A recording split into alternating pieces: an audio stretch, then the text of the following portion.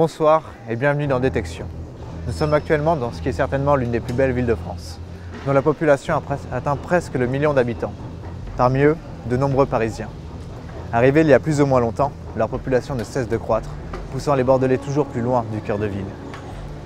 Au travers de son quartier Euratlantique, de son tramway, de la rénovation de son architecture ou encore de sa cité du vin, Bordeaux affiche au grand jour son ambition, celle de devenir une métropole à l'influence mondiale. Mais sous le cadre idyllique qui la caractérise, Bordeaux cache de nombreux mystères. Certains datant du Moyen-Âge et d'autres beaucoup plus récents. Nous avons enquêté sur des rumeurs d'expériences chimiques réalisées sur des êtres humains. Ce reportage est signé Nicolas Derry, Simon Mutelet et Clara Sanchez pour ESD Bordeaux et scoobydoxy.com. Nous sommes à Bordeaux. Berceau de la liqueur d'anisette de l'infirmière Marie Brizard, la ville compte aujourd'hui 54% de célibataires et 744 grandes et moyennes surfaces. La cité, aux 360 monuments historiques, concentre de nombreuses promesses pour les nouveaux arrivants. Mais elle est aussi le berceau de nombreux dangers, notamment en lien avec les rumeurs de complots et de conspirations que l'ancienne Belle Endormie supporte aujourd'hui. Nous sommes actuellement dans l'un des quartiers les plus chics de la ville de Bordeaux. Et pour débuter cette enquête, nous allons interroger des habitants de la ville au croissant de lune. Bonjour monsieur. Bonjour. Est-ce que vous auriez quelques instants à nous consacrer? Nous réalisons une enquête sur des rumeurs d'expériences réalisées sur des êtres humains à Bordeaux. Oui, pas de souci. Je vous remercie. Du coup, ma première question est que savez-vous de ces rumeurs? Mais il y a un bruit qui tourne et c'est vrai que c'est chaud en ce moment. Et est-ce que vous auriez des informations complémentaires, des histoires à nous raconter? Des anecdotes à ce niveau-là? Oui, je sais juste que les gens changent, ils se transforment en bobos. En bobo, voilà qui est intéressant et inopiné. Et quand vous dites que les gens changent, vous pourriez un petit peu expliciter ces propos?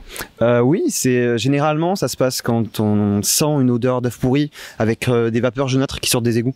D'accord, et ça se passait dans quel coin, dans quel quartier? À moins que ce soit dans tout Bordeaux, je ne sais pas. Non, c'est à peu près vers Bacalan, les Chartrons, le quai des Marques. D'accord, donc Bordeaux Nord en fait. Exactement. Ok, mais du coup je vous remercie d'avoir répondu à nos questions et je vous souhaite une bonne journée. Pas de souci, merci, au revoir. Au revoir. Pour tenter de faire la lumière sur ces odeurs et ces vapeurs, ainsi que tout le mystère qui les englobe, nous avons contacté Élise Rasberry, professeure et chercheure en biochimie de l'Université de Bordeaux. Nous avons réalisé cette interview chez elle. Bonjour professeur Rasberry. Bonjour. Nous enquêtons sur des rumeurs d'expériences réalisées sur des êtres humains à Bordeaux. Avez-vous déjà eu connaissance de ces faits? Alors oui, et je les trouve contre nature. Oui, tout à fait, oui. Nous avons pu interviewer jusqu'à présent quelques riverains bordelais et nous avons eu le même retour de chacun d'eux. Des odeurs d'œufs pourris, pour utiliser leurs propres termes. Nous avons pu aussi avoir des retours concernant des fumées qui seraient jaunâtres ou jaunes et des personnes qui changeraient littéralement du tout au tout. Pensez-vous que ces éléments puissent être liés? Alors d'après mes hypothèses, tous les événements sont liés. C'est fort probable. On parlait en amont des fuméroles jaunes avec une forte odeur. Et en fait, ce sont des vapeurs de soufre. Et le soufre est connu pour sa forte odeur d'œuf pourri, comme disent les riverains, et aussi pour sa couleur jaune. Mais il y a une autre caractéristique qui nous intéresse aussi dans le soufre. Et quelle est-elle, pour le coup? Eh bien, après avoir inhalé un peu de ces vapeurs, en forte quantité ou non, et dans une grande ou courte durée, ce qui se passe, c'est que l'individu peut devenir inconsciemment influençable. Comme s'il était hypnotisé? Oui, exactement. C'est un peu ça. Et on s'est dit avec nos collègues que ça doit être dû aux vapeurs, le changement de comportement des habitants. D'accord. Je vous remercie pour le temps que vous nous avez accordé et pour les réponses que vous avez pu nous fournir. Je vous souhaite une bonne journée et merci à vous encore. Merci beaucoup. Et surtout, faites attention, on m'a rapporté des cas de changement sur ces vapeurs. Nous ferons attention. Merci encore. J'ai bien l'impression que nous nous rapprochons de l'épicentre des événements. Il y a de plus en plus de bobos autour de nous. C'est vraiment inquiétant. Qui étaient ces bobos avant d'en être? Nous devrions les interroger pour comprendre un petit peu ce qu'ils étaient et ce qu'ils sont devenus. Excusez-moi monsieur. Ouais. Oui, bonjour. Nous réalisons une enquête sur l'évolution des modes de vie des Bordelais. Est-ce que vous auriez un petit moment à nous consacrer? Évidemment. Que voulez-vous savoir? Eh bien, dans un premier temps, ce que j'aimerais savoir, c'est que faites-vous dans la vie? Je travaille dans l'événementiel Je fais un peu de musique aussi à mes heures perdues. D'accord, et vous faites ça depuis longtemps? Tout dépend ce que vous entendez par longtemps. C'est vrai que dans votre paradigme de temporalité, un peu de temps finalement. Quelques mois tout au plus. D'accord, et que faisiez-vous auparavant alors?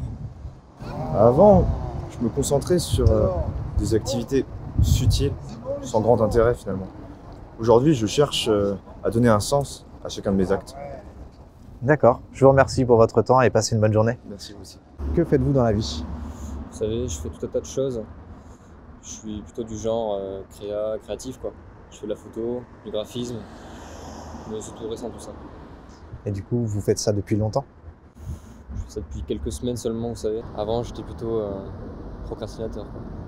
D'accord, je vous remercie pour votre temps et je vous souhaite une bonne journée. Au revoir. Au revoir.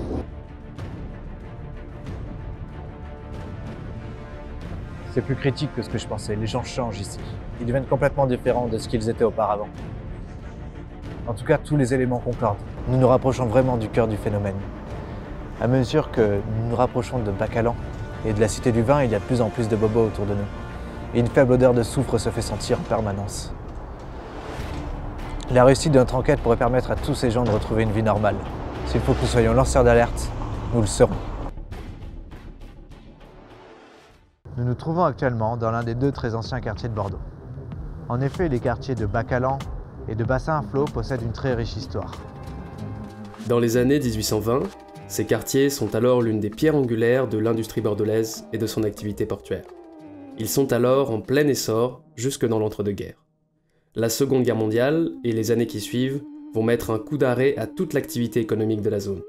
Néanmoins, durant l'occupation, ces quartiers ne sont pas morts pour autant, puisque les Allemands décident d'y construire une base sous-marine. Ces deux quartiers ont donc fait partie des lieux chauds de l'agglomération, et ce, jusqu'il y a peu de temps. Aujourd'hui, comme vous pouvez le voir, l'activité y est florissante, et la métropole souhaite y développer un quartier riche en entreprises, écoles et en offres culturelles, à l'instar de la base sous-marine, devenue un espace culturel de 42 000 m² il y a quelques années.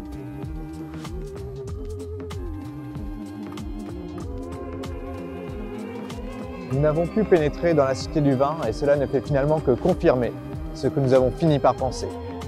Il n'y a rien, absolument rien. Aucun complot, aucune machination, aucune expérience réalisée sur des êtres humains. Les bobos bordelais ne seraient-ils finalement pas que de simples bordelais ayant pris les bonnes décisions au bon moment? Et cette histoire de complot, et c'est bien là la conclusion de notre enquête, n'est finalement qu'un coup de com' de la ville de Bordeaux pour mettre en avant son développement et attirer toujours plus de nouveaux habitants. C'est sur cette révélation fracassante que se conclut notre enquête. Et la semaine prochaine, nous aborderons un sujet tout autant polémique. Est-ce que les écoles de communication bordelaises... C'était Simon Mutelet pour Détection et Scoobydoxy.com. Et officiel.